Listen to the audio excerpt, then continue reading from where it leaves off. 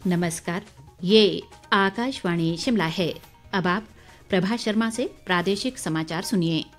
आज के मुख्य समाचार।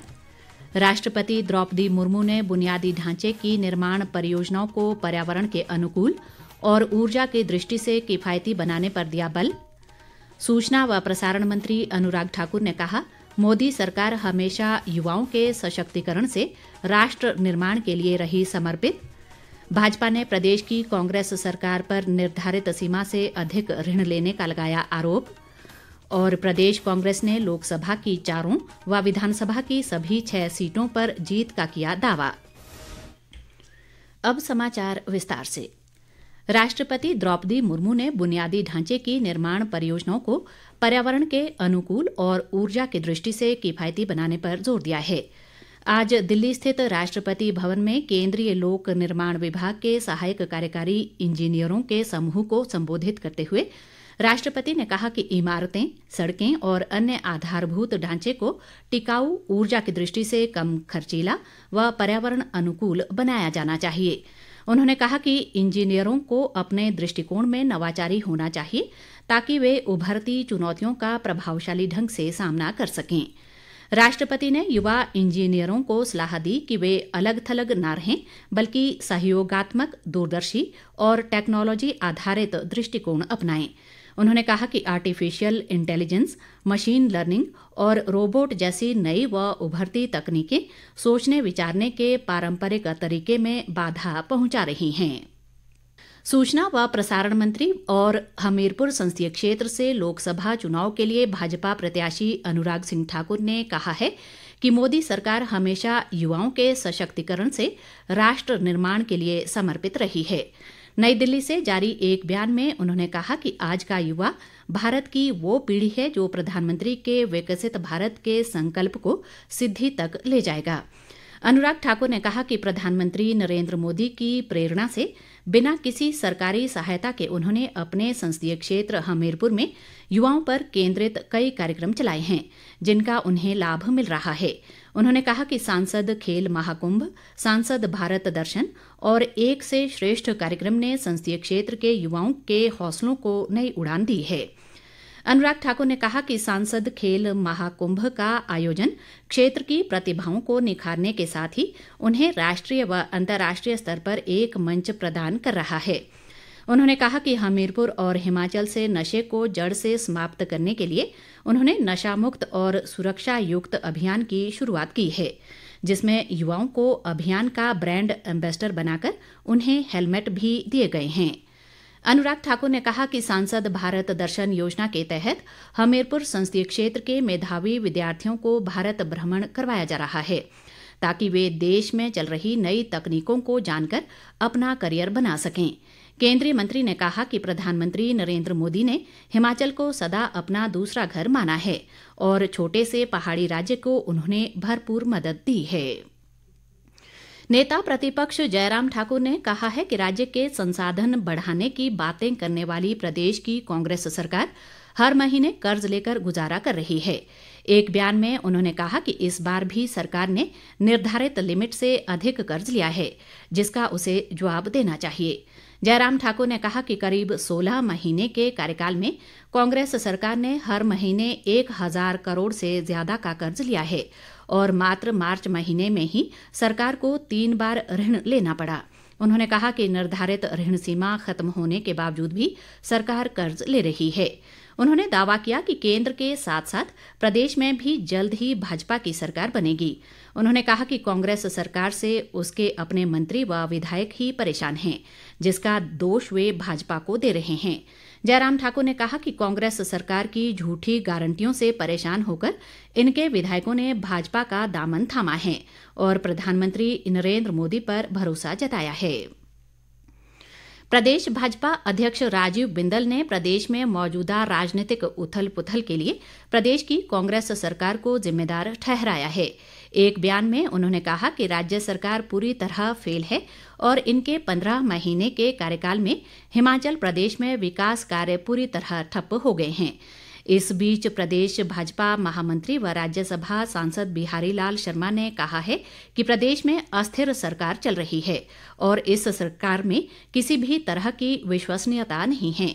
उन्होंने कहा कि प्रदेश में नकारात्मक परिस्थितियों के लिए मुख्यमंत्री जिम्मेदार हैं और हिमाचल सहित पूरे देश में कांग्रेस टू बीजेपी का क्रम जारी है।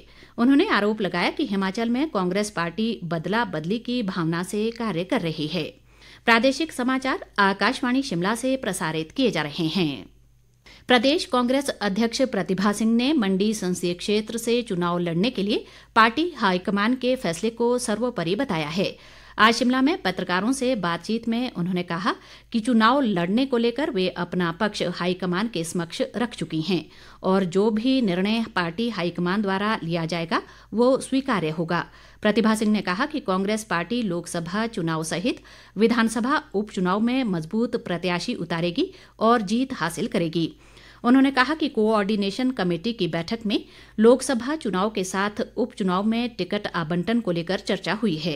प्रतिभा सिंह ने कहा कि आगामी चुनाव में प्रदेश में सरकार और संगठन आपसी तालमेल से कार्य करेंगे और पार्टी प्रत्याशियों की जीत सुनिश्चित की जाएगी।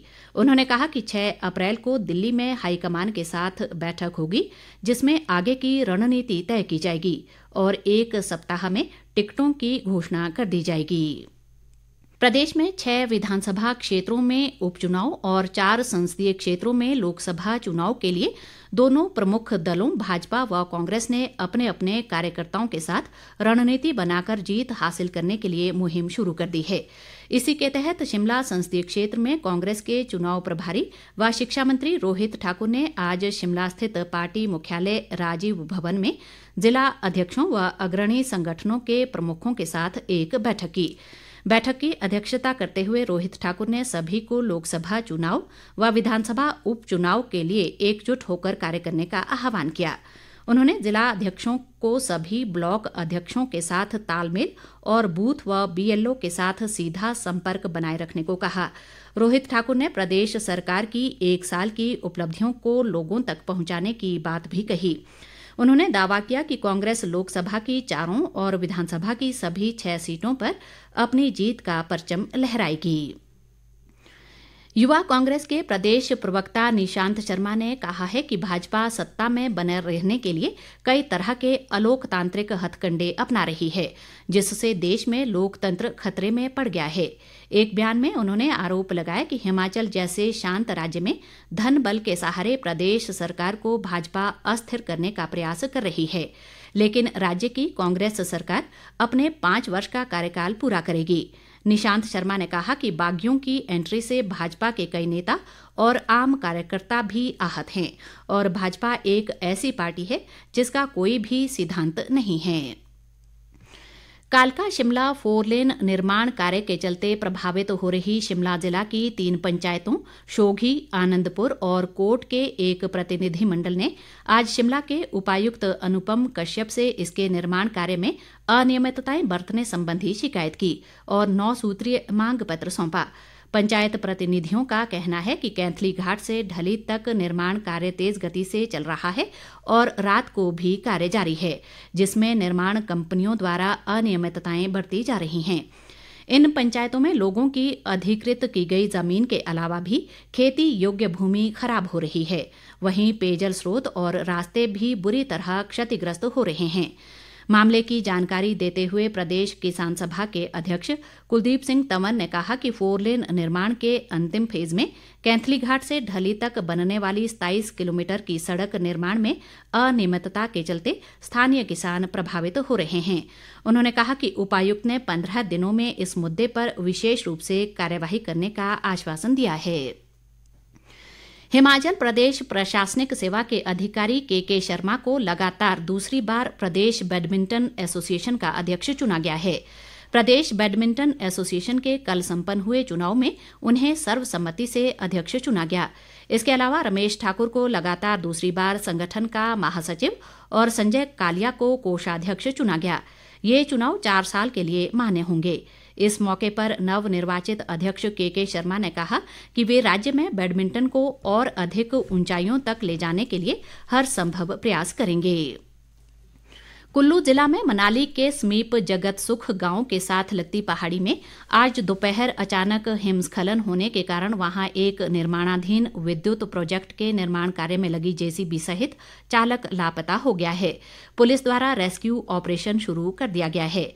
डीएसपी क्षमादत्त शर्मा ने बताया कि हिमखंड में लापता 40 वर्षीय जेसीबी चालक राजेश कुमार जिला कांगड़ा के मोरच गांव का निवासी है। अंत में मुख्य समाचार एक बार फिर।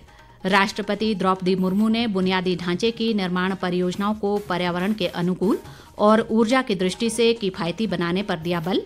सूचना व प्रसारण मंत्री अनुराग ठाकुर ने कहा, मोदी सरकार हमेशा युवाओं के सशक्तिकरण से राष्ट्र निर्माण के लिए रही समर्पित। भाजपा ने प्रदेश की कांग्रेस सरकार पर निर्धारित सीमा से अधिक ऋण लेने का लगाया आरोप। और प्रदेश कांग्रेस ने लोकसभा की 4 व विधानसभा की सभी 6 सीटों पर जीत का किया दावा। इसी के साथ ये समाचार बुलेटिन समाप्त हुआ। नमस्कार।